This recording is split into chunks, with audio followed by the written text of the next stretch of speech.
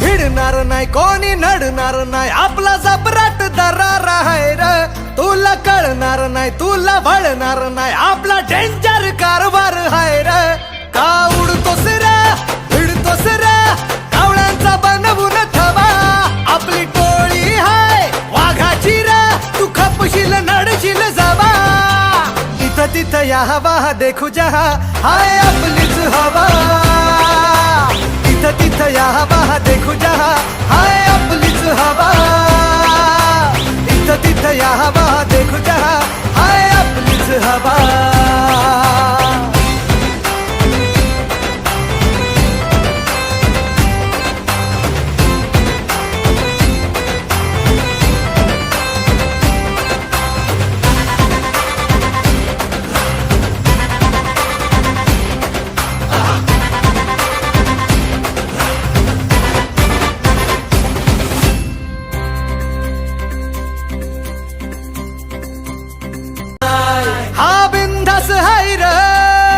आमच्या भाऊचा दरार हाय चेहऱ्यावर कुणी जाऊ नका याच्या पंचमधी पावर हाय गद्दारी कुणी करू नका पुष्प हाय हा फ्लावर नाय कुणी नादाला लागू नका इथं तिथं या हवा देखू जहा हाय आपलीच हवा इथं तिथं या हवा देखू जहा हाय आपलीच हवा इथं तिथं या हवा देखू जहा हाय आपलीच हवा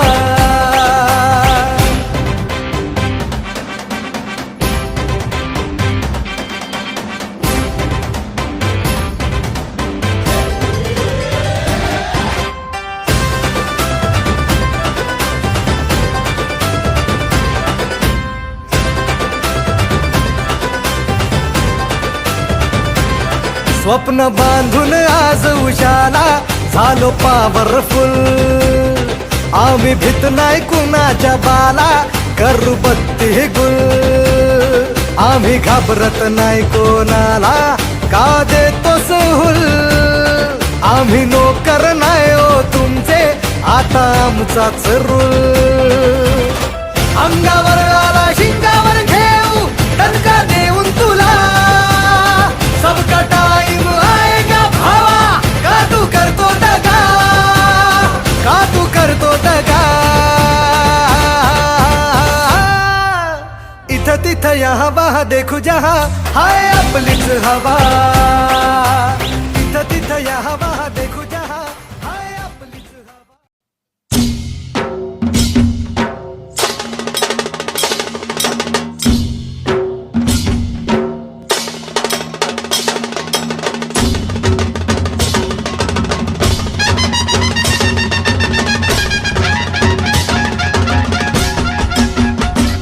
भल्या भल्यांच्या झाल्या बत्त्या गुल भल्या भल्यांच्या झाल्या बत्त्या गुल आम्ही ठरलोय आज सक्सेसफुल ठरलोय आज सक्सेसफुल भल्या भल्यांच्या झाल्या बत्त्या गुल भल्या भल्यांच्या झाल्या बत्त्या गुल आम्ही ठरलोय आज सक्सेसफुल आम्ही ठरलोय आज सक्सेसफुल आम्ही ठरलोय आज सक्सेसफुल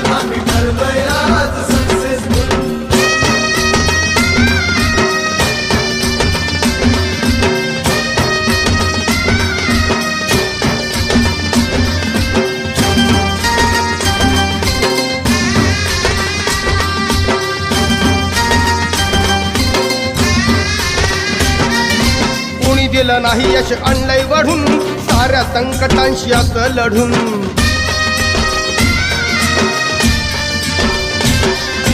कुणी दिलं नाही यश आणलंय वाढून साऱ्या संकटांशी असं लढून जिद्द होती म्हणून डावलंय करून बसणार नाही लाचार बनून येत नव्हतं चाला या चढावरून आता तो चाल चालणार गडावरून कुबड्यावाल्यांची नव्हती नुसतीच हुल कुबड्यावाल्यांची नव्हती नुसतीच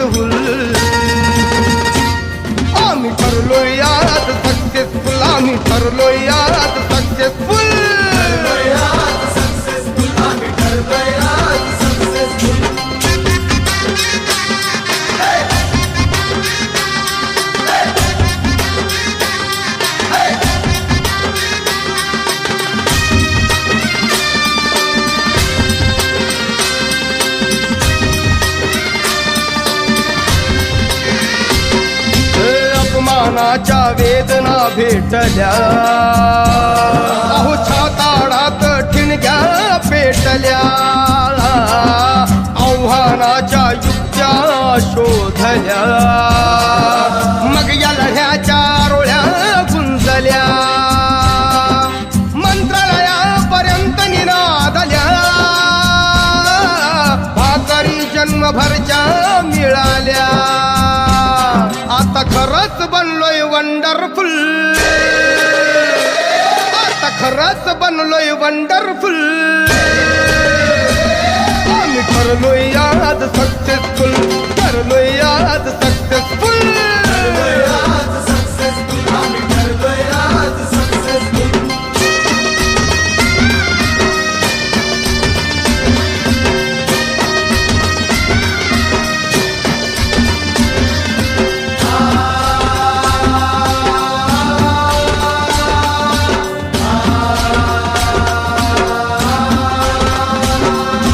प्रयत्न आणि कष्टामुळे हा आनंद आम्हा दिलाय मिळून, एकजुटीच्या संघर्षाने म्हणून योग आलाय जुळून, तेव्हा तेव्हा एक इंग्लिश में एक कहावत है और मुझे लगता है कि ये कहावत भास्कर जी को एकदम फिट होता है। My dreams are bigger than my problem. इसका हिंदी का ये है कि मेरा सपना जो है, मेरे डिफिकल्टी जो मेरे प्रॉब्लम से काफी ज्यादा बड़े हैं, और यही भास्कर जी ने किया। आपने अभी सुना रहेगा कि जो डिफिकल्टीज उसके साथ हुआ है, तो किसी के साथ होता था तो I don't think we will be smiling like this. Such a sweet and electrifying smile अभी भी है। कोई भी प्रॉब्लम बड़ा नहीं होता है, उससे बाहर निकलना, actually that is the thing which we need to see. जो भास्कर जी आज हमें ये सीख देते हैं, और उसकी फैमिली उसकी लाइफलाइन है, और फैमिली के साथ I think he is very settled. सब लोग सेटल्ड हैं, सबके चेहरे पे जो खुशी दिख रही है आज कि भास्कर जी, मेरे पापा रिटायर हो रहे हैं, और रिटायरमेंट मतलब भास्कर आप रिटायर नहीं होंगे मतलब डेफिनेट आप कुछ ना कुछ करेंगे। वो बोल रहे थे कि अभी मैंने मच्छी इतनी लगाई है वो सब खाऊंगा। तो खाने के साथ भास्कर जी थोड़ा सेहत का भी ख्याल रखिए। ओके, तो भास्कर है। उस बीच में हमारे एक बंदे थे मिस्टर पालेकर साहब, और साथ ही साथ उनकी धर्मपत्नी, जिन्होंने उनको इतना मनोबल बढ़ाया, और वो 10 महीने में वापस कंपनी में आए।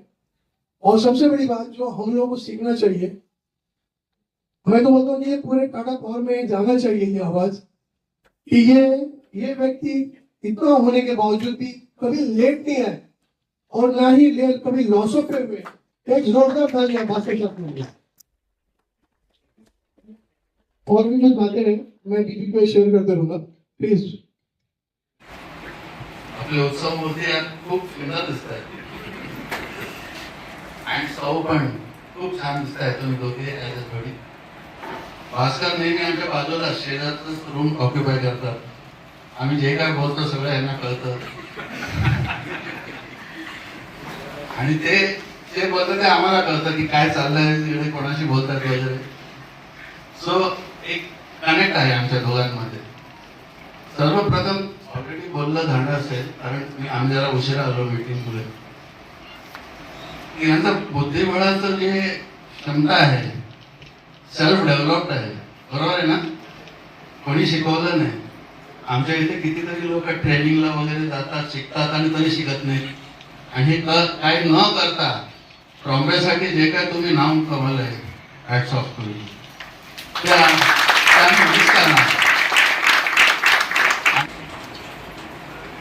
नमस्कार, माझे नाव मानवी शशिकांत कोळी। इथे उपस्थित असलेल्या सर्व प्रमुख पाहुण्यांना व मान्यवरांना आजचे सत्कार मूर्ती म्हणजे माझे आजोबा भास्कर कोळी यांच्या सेवानिवृत्ती समारंभासाठी आपण इथे जमलो आहोत। या कार्यक्रमामध्ये मला सहभागी केल्याबद्दल मी मानवी माझ्या आजोबांचे खूप खूप आभार मानते. माझ्या आजोबांबद्दल काही सांगण्याचे झाले तर हे माझे आजोबा आहेतच, पण त्यापेक्षाही जवळचे ते माझे मित्र व गुरु आहेत. कारण मला जे चांगले संस्कार मिळाले ते माझ्या आजोबांमुळे. आजोबांकडे मागते, मग ते छान छान कपडे असो किंवा खाऊ, काही कमी पडू देत नाही मला. माझे सर्व हट्ट पुरवतात. असे आहेत माझे ग्रेट ग्रेट आजोबा. आज माझे आजोबा रिटायर होत आहेत. त्यांच्या ऑफिसमधील मंडळी काहीशी नाराज असतील, पण मी खूप खुश आहे, कारण मला आता माझे आजोबा 24 तास मिळतील. आजोबांबद्दल सांगण्यासारखं खूप काय आहे, पण जर मी ते सांगत गेले तर मला वेळ कमी पडेल. माझे ग्रेट ग्रेट नाईस आजोबा. आय लव्ह यू आजोबा.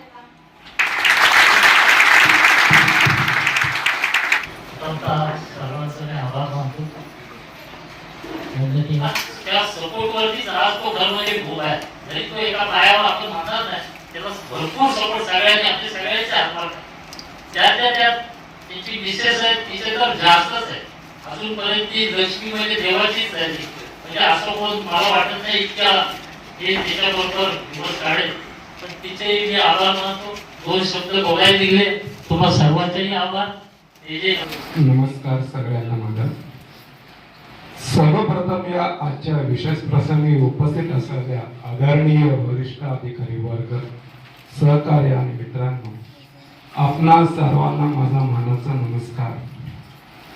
आजचा हा दिवस माझ्यासाठी खास आहे, कारण आज माझा मित्र भास्कर दशरथ कोळी त्याच्या दीर्घ कारकिर्दीला निरोप देत असताना नमस्कार. आज का सत्कारमूर्ती आज के रिटायरमेंट फंक्शन में मुझे कुछ बोला फीलिंग नहीं कैसे दूँ जो बड़ा खुशी है, क्योंकि भास्कर का इसमें एक क्वेश्चन एक्चुअली मैंने सोचा था भास्कर का रिटायरमेंट मैंने 2 साल बिगड़े धक्का नहीं देते, लेकिन प्रेक्षकों ने कल छुट्टी होने के बाद ही घर से आ गया और इतना मच्छी और इतना टिकड़े उनको स्पेशल थैंक्स बोल रहा हूँ, क्योंकि भास्कर का रिटायरमेंट थोड़ा हटके होना चाहिए हमारी इच्छा था सभी का. इसका मेन कारण तो भास्कर ही है. आपका हंसना, आप जो हंसते हो तो बहुत अच्छा लगता है. आजचे उत्सवमूर्ती भास्कर कोळी, त्यांच्या सौभाग्यवती थॉमसनजी, गोविंद प्रभू आणि माझे कर्मचारी वर्ग आणि इथे असलेले आमचे सगळे एक्स मंडळ आहे ना, त्यांना आमचे सगळे मंडळीच म्हणते, कारण ही आता कोणीतरी जस्ट काही वेळा आधी सांगितलं की आपण एक टाटा पॉवर फॅमिली आहोत आणि हे बरोबर आहे. म्हणजे ह्याच्याबद्दल मला असं वाटत नाही इथे असणाऱ्या एकही माणसाला ह्याच्याबद्दल काही डाऊट आहे की जो जरी काम करत असला किंवा रिटायर असला तो टाटा पॉवरचा फॅमिली मेंबरच असतो. मग त्याच्या पर्सनल आयुष्यात किंवा त्याच्यासाठी काही लागलं तर कोण ना तर कोणतरी धावून येतच. हे आत्ताच आपण भास्कर कोळींच्या विषयी ऐकलं, हे त्यांचा जो इन्सिडेंट झालेला, त्यांच्या सौभाग्यवतीकडनं एवढी छान साथ मिळाली. त्याच्या व्यतिरिक्त आपल्या टाटा पॉवरचे लोकही, हा पहिला एक्झाम्पल नाही आहे, असे भरपूर उदाहरण आहेत आपल्याकडे की ज्यांना खूप कठीण परिस्थिती आली घरी कामावर आणि आपल्या लोकांनीच त्यांना खूप छान मदत करून त्यांना त्याच्यातून बाहेर आणलं. म्हणजे ह्याच्यासाठी मी तर म्हणेन सगळ्या टाटा कर्मचारीसाठी एक मोठ्या टाळ्या झाल्या पाहिजे. दुसरी गोष्ट, भास्कर कोळींबरोबर मी डायरेक्ट कधी काम नाही केलं, पण आता काही महिने जे मी खाली चार्ज घेतला प्लस मी जेव्हा परफॉर्मन्सला होतो, त्यांचं एकच गोष्ट जी माझ्या कायमची लक्षात राहणार आहे, त्यांचं हास्य. आणि मला असं वाटतं की फार कमी लोक आहेत जे त्यांच्या चेहऱ्यावर हास्य कायमचं असतं आणि त्यातला एक भास्कर कोळी आहे. म्हणून आणि ते फार सोपं नाही आहे. म्हणजे मला असं वाटतं माणसांचं तब्येत जेव्हा आपण म्हणतो तब्येत राखा, आपण स्वतः त्याच्यासाठी जिम्मेदार असतो आणि हास्य आपल्या चेहऱ्यावर कायमचं ठेवणं आणि ते पण आतून हास्य येणं हे फार महत्वाचं आहे. आणि हे त्याच्याकडनं शिकण्यासारखं आहे, कारण ते मग लहान असो किंवा कितीही मोठा असो त्या माणसाला त्याची गरज असते. त्यामुळे हे तुम्ही चालू ठेवालच आणि मला नक्की माहिती आहे की त्याचा दुसऱ्यांनाही फार त्याचं कामाला येईल. खेळ आहे जो नॉर्मल माणसाच्या क्षमतेतला नाहीये. पण भास्कर कोळी हे आमचे बुद्धिबळांचे टाटा पॉवरचे चॅम्पियन आहे. आणि हे जे चिवेंनी त्यांचं जे पोर्ट्रेट काढलंय ह्याच्या आधी मी एवढे रिटायरमेंट फंक्शन अटेंड केले पण मी असं बघितलं नव्हतं. तर मी बाहेर लोकांना विचारलं बाबा हे रिटायरमेंट फंक्शनच आहे ना, म्हणून मी हे तिन्ही दरवाजे टकटक केले. मला कळेना. इथे आल्यावर मी बघितलं की भास्कर तुमचा चेहरा तेव्हा कळलं की हे फंक्शन हेच आहे ऍक्च्युली. ह्याच्यावरनं कळलं की त्यांची जे रिलेशन आहे लोकांबरोबर ते किती आहे. हे जे आता इथे लोक उपस्थित आहेत किंवा हे जे आहे. आणि दुसरी गोष्ट हे तर मला तो प्रश्न पडला मी टाटा पॉवर मध्ये की माहुल मध्ये सगळ्यात. म्हणजे माझ्या बायकोनी मला उद्यासाठी मच्छी आणायला सांगितलं. मला वाटलं इथूनच मिळते की काय मला आता. पण खरोखर म्हणजे ज्यांनी कोणी केलंय त्यांच्यासाठी मोठा टाळा झाला पाहिजे, कारण हे सोपं नसतं. आणि आता जसं कोशींनी किंवा कोणीतरी सांगितलं त्या लोकांनी सुट्टीच्या दिवशी येऊन केलं. सुट्टीच्या दिवशी किंवा कामाच्या व्यतिरिक्त वेळ काढून हे करणं हा एक स्वतः त्या माणसाविषयी त्याची जी भावना आहे हे व्यक्त करतं. त्यामुळे खरोखर खूप छान. मला बरं वाटतंय की आमच्या बरोबर अशी माणसं आहेत काम करायला आणि तीच शक्ती आपल्याला पुढे काम करण्याचा आणखी प्रेरणा देते. त्यामुळे खरोखर छान. म्हणजे मला खूप बरं वाटलं तुमच्या या फंक्शनला येऊन की एवढं सुंदरपणे याला सजावट केली. ती बोट तिथे तर मी नंतर लक्ष गेलं माझं. त्यामुळे अतिशय सुंदर. काही माझा नमस्कार. माझा नमस्कार. मी 1985 मध्ये कंपनीमध्ये आलो. प्रोजेक्ट मध्ये मी लागलो. टाटामध्ये प्रोजेक्ट मध्ये लागलो तर आमचे पहिले सिव्हिल मध्ये कांदावर साहेब होते. आता टाटामध्ये लागलं तर म्हणतात कोणी तुला मुलगी देईल. टाटामध्ये लागलं ना आता कोणी मुलगी द्यायचं. पण मला मुलगी शोधायची गरजच नाही लागली. माझं लव मध्ये लागलं झालं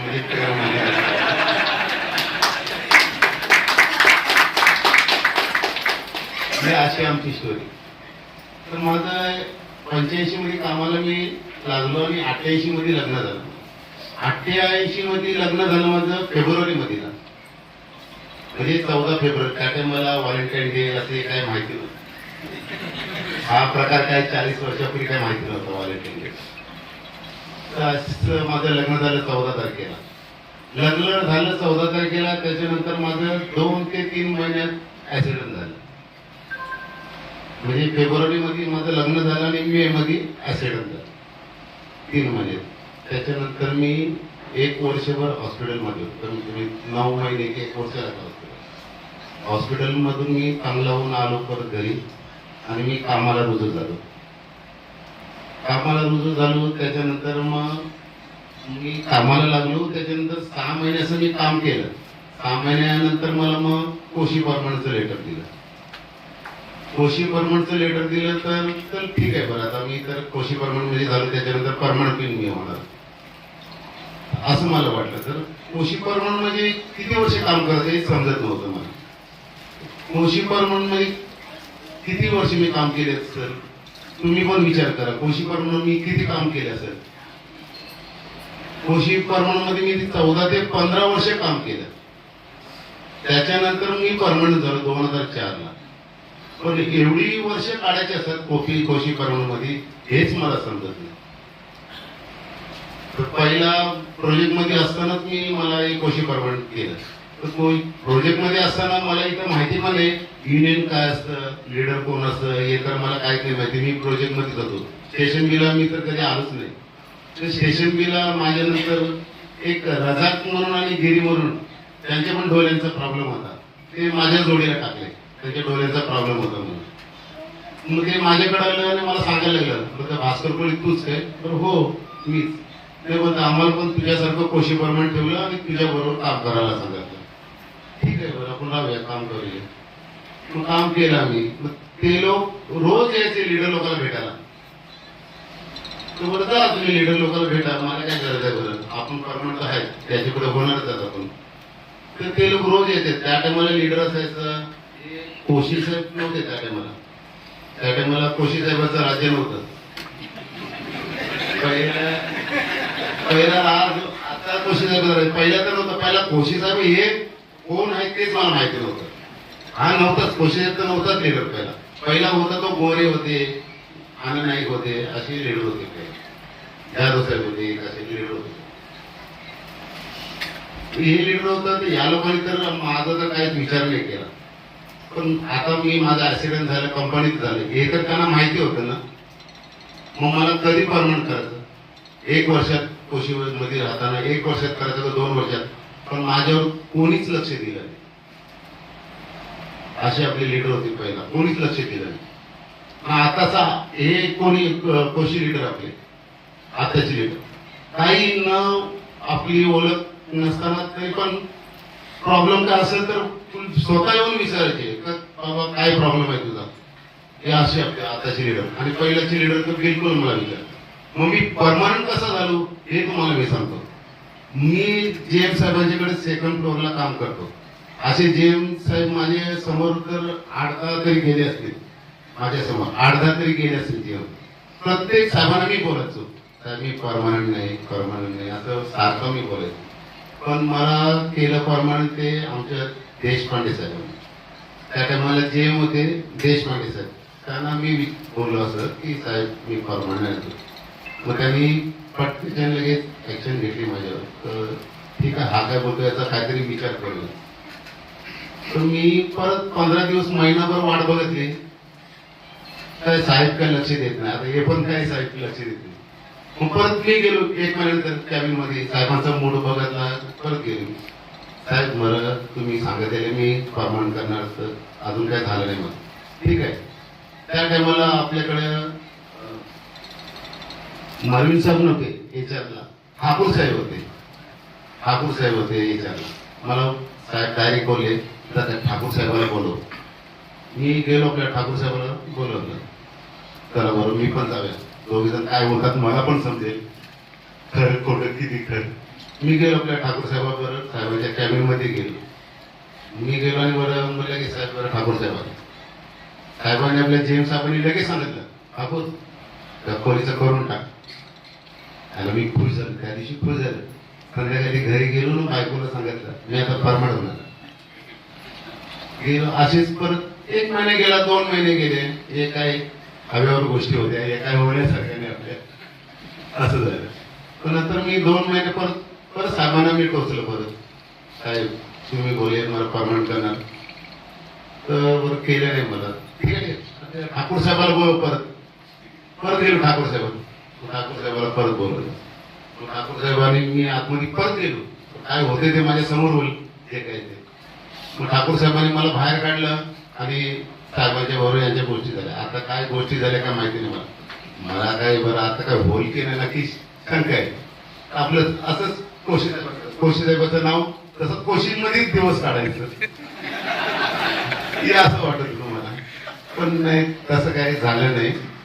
ठाकूर साहेबांच्या देशपांडे साहेबांच्या चांगल्या गोष्टी झाल्या. मला दादा बोला. मग ठाकूर साहेब बाहेर आले आणि मला सांगितलं याच्या पुढं साहेबाला भेटू नको, जे होईल ते उद्या आता तुमचं उद्या होईल ते. नंतर गेले परत 2-3 महिने गेले असे. हे काय होण्यासारखं नाही असंच बोलतात होईल परमनंट. नंतर मी परत ठाकूर साहेबांनाच भेटलो. ठाकूर साहेब काय झालं माझं परमनंट होणार की नाही, तर मी साहेबाला भेटतो. असं साहेबाला मी बोललो नाही तुझं काम झालं ते बोलतं युनियनची ती काय चार्टर्ड काय असतं हे मला चार्टर्ड काय असतं हे काय माहिती नव्हतं मला. मग त्या चार्टर्ड मध्ये तुझं नाव टाकलंय, तुझं नक्की होणार. ठीक आहे बरं. मग यांचं काय परमनंट लोकांचं चार्टर्ड झालं ते चार्टर्ड काय ते मला माहिती नाही, पण झालं चार्टर्ड झालं. त्याच्यात माझं नाव टाकलं ते तू परमनंट. मग नंतर मला फोन यायला लागले. मग ते गोरे साहेब आनंद नाईक होते ते गोरे साहेबाचा फोन आला. तसं काय मला गोरे साहेबांनीच परमनंट केलं. असे लीडर आपले. आता परमनंट कोणी केला आणि फोन कोणाचे परमनंट केला. मी पण मला पगार किती, मी आपला वेळासारखा असंच, मला 9,000 रुपये पगार होते. मग गोरे साहेबांना मी बोललो, गोरे साहेब मला पगार किती ना, आता मी परमनंट होणार ना, पगार किती? तो होता 8 ते 9,000 भेटते. 8 ते 9,000 नको मला, लेटर नको, परमनंट मी हाय ते बरं. आता ऑलरेडी मला 9,000 आहे आणि परमनंट केलं, मला असं वाटलं की डबल होईल पगार, हे 8-9,000 पगार होईल. नको, लेटर नको मला, मी साहेबाला भेटतो. ते घाबरले, साहेब चांगले होते. तू तर साहेबाला नको भेटू, आम्ही विचार करतो. ठीक आहे, विचार करा. परत यायला साहेब गोरेंचा मला फोन आला, तुला नाही असंच भेटेल. नकोच, मला नकोच लेटर, ते आहे ते बरं आहे. जसा कोश आहे तसं मी कोशी सर, कोशी बरं आहे आपलं. नंतर परत या लोकांनी विचार केला, हा कोणी काय ऐकत नाही आपलं, याचं काय करायचं. मग मी परत त्यांना सारखे मला घोडेंचे फोन यायचं. मग मी त्यांना बोलू, माझ्या बरोबरची जी परमनंट झाली त्यांचं पगार बघा किती येते, त्यांचं बघायला मग तेच पगार मला द्या, तसं नाही बोलतो. नंतर मग या लोकांनी काहीतरी ते 160 190 अशी काहीतरी काढलं की बेसिक ते काय, ते सुद्धा मला माहिती नाही. ते बरं मला माहिती नाही. तो तर तुला 190ची आता बेसिक भेटेल, ठीक आहे तुझं, ते मला माहिती नाही. मला पगार किती ते मला पहिलं सांगा.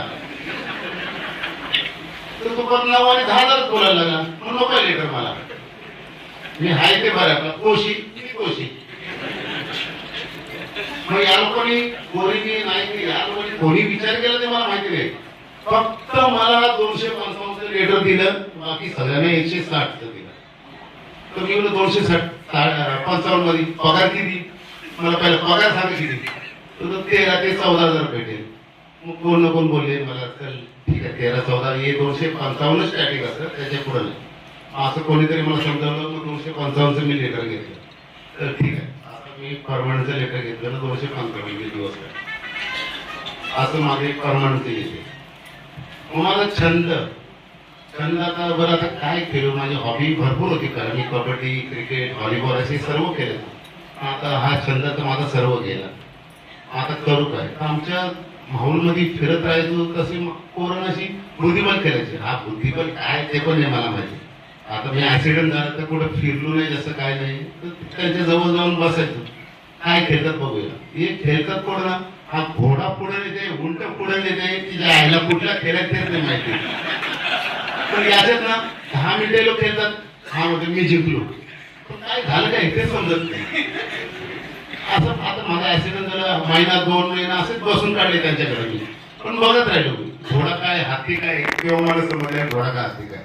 मग असं हा बघून मी खेळलो, हा बघून मी खेळत राहिलो. मग जेव्हा त्यांच्याकडे कोण प्लेअर नसला ना, की भास्कर बस, मला काय माहिती नाही तर मी काय केलो, तू बस मी तुला सांगते. हा घोडा बद्दल आडीच चालवायचा, हा उंट हा तिरकाच चालवायचा, तो असा ब्लॅक वाला ब्लॅक, व्हाईट वाला व्हाईट. चल ठीक आहे बरं. मग मला जागा दिसली ना, मी व्हाईट मध्ये व्हाईट पूर्ण जायचो. असं नाही रे, असं काय असते, आरामात केलं, पुढं मागे असंच करतात. असा हा बुद्धी प्रकारचा तो खेळ खेळत राहिलो. आज मी शेवटपर्यंत खेळत राहिलो. तसाच मी टाटामध्ये खेळायला गेलो. मी पहिला मला घेतलं नाही खेळायला, तेव्हा आमची टीम एकदम स्ट्रॉंग होती. त्याच्यात ती पूर्ण टीम 4 प्लेअर असत, त्याच्यात मला सहभाग घेतला नाही. मग मला काय करायचं, मग मी असंच लीडर लोकांनाच भेटलो. बरं मला बुद्धिबळ खेळायचं, मी जातो. ती बोलते टीम असतं बुद्धिबळ आहे, तर आता टीम मध्ये तर मला घेतलं काय, मला बरं खेळायचं आहे. मग मी आमचे साहेब होते, काय मला साहेबाचं नाव नाही माहिती, पण साहेब तुझी इच्छा आहे खेळायची तुझा.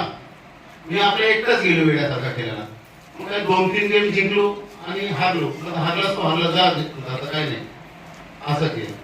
तर त्याच्यानंतर माझा 2-3चा खेळ बघितला आणि त्यांनी बघितला. पण आमची टीम ट्रॉफीची टीम एकदम स्ट्रॉंग होती, म्हणजे दिनकर, देशपांडे, श्रीकांत कुलकर्णी, पटेल अशी टीम स्ट्रॉंग होती.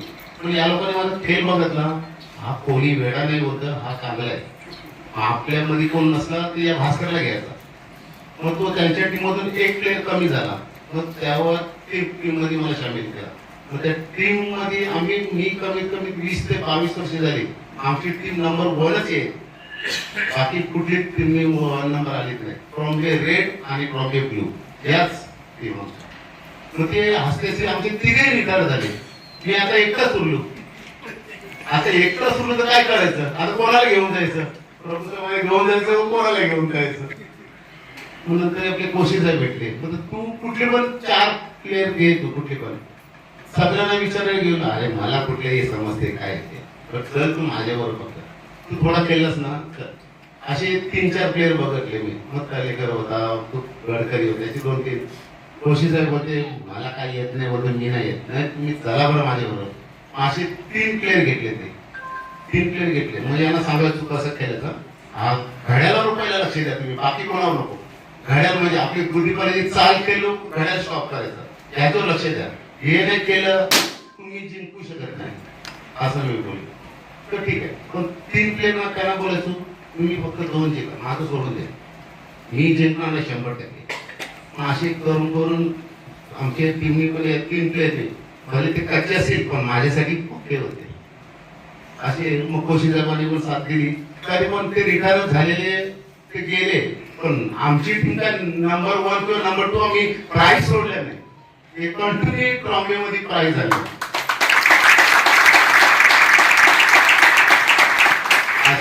बायको बद्दल तर मी काय सांगू, बायको आहे तर मी आहे, एकच बायको आहे म्हणजे, दुसऱ्यांचं मला काय माहिती नाही, माझी एकच बायको आहे लाडाची. तिने माझ्यासाठी भरपूर केलं, म्हणून तिला मी काय कमी नाही केलं. तुला काय पाहिजे ते मला सांग, मी तुला आणून देईन. तिची इच्छा पूर्ण केली. असं दिवस तर ते माझं तर सर्व सांगितलं टाटामध्ये मी कसे दिवस काढले कसे नाही. कामाचं तर मला भरपूर प्रॉब्लेम होता, पण तिने साथ दिली, कामाला पूर्ण आलो. कामाचे भरपूर आहेत, सांगितलं तेवढं कमीच आहे. पण सांगितलं बाबूसाहेबांनी सांगितलं मेन म्हणजे माझं पावसाळ्यात हाल व्हायचे, बाकी काही नाही. मग पावसाळ्यात काय, बायको म्हणजे माझी इंजिनियर. माझं घर इथून तर जास्त लांब नाही, थोडं तसं 5 मिनिटाच्या अंतरावर. पण पाणी कुठं भरला ते पहिला बायको बघायला जागायची. बायको म्हणजे सर्वे करायची, ती म्हणजे इंजिनियर, ती सर्वे करायची. पाणी इथं आता नाही जाऊ शकत नाही, कामाला नाही जाऊ शकत नाही, मला कामाला जायचंय, पाऊस थोडा थांबला की आपण जाऊया. मग माझं पाय ती उचलून बस स्टॉपवर घेऊन जायची आणि तिथं कोणाच्या पण घरी ठेवायची. चला आपण तिथं जाऊ, तयारी करून तुम्ही तिथं कामाला जाऊ शकता. असे मी दिवस काढले, पण कामाचा खडा नाही केला. असा हा माझा प्रवास. काय प्रवास सांगायचं बोललं तर भरपूर आहे, पण आपण इथंच बोलून आपण 2 शब्द माझे सांगतो. काय बोललं असेल वेगळ्या वाकडे असेल, जे काय माझं श्रेय जातं ते माझे काय.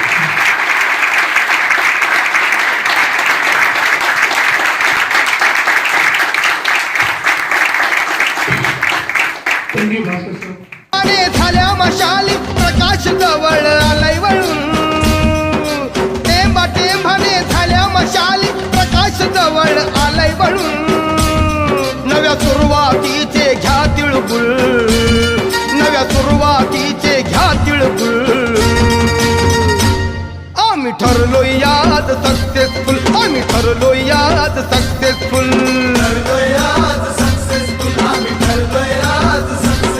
भल्या भल्यांच्या झाल्या बत्त्या गुल, भल्या भल्यांच्या झाल्या बत्त्या गुल. आम्ही ठरलोय आज सक्सेसफुल, आम्ही ठरलोय आज सक्सेसफुल.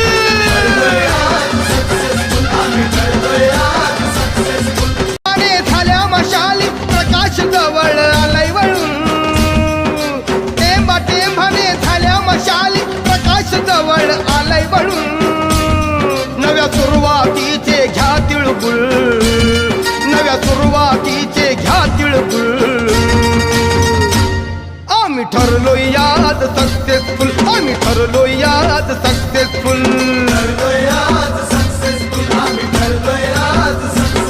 भल्या भल्यांच्या झाल्या बत्त्या गुल, भल्या भल्यांच्या झाल्या बत्त्या गुल. आम्ही ठरलोय आज सक्सेसफुल, आम्ही ठरलोय आज सक्सेसफुल. आम्ही ठरलोय आज सक्सेसफुल, आम्ही ठरलोय आज सक्सेसफुल.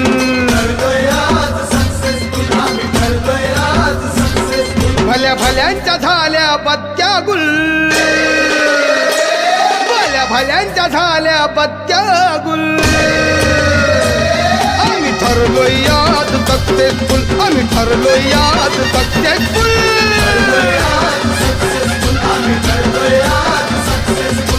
आम्ही ठरलोय याद सक्सेसफुल आम्ही ठरलोय याद सक्सेसफुल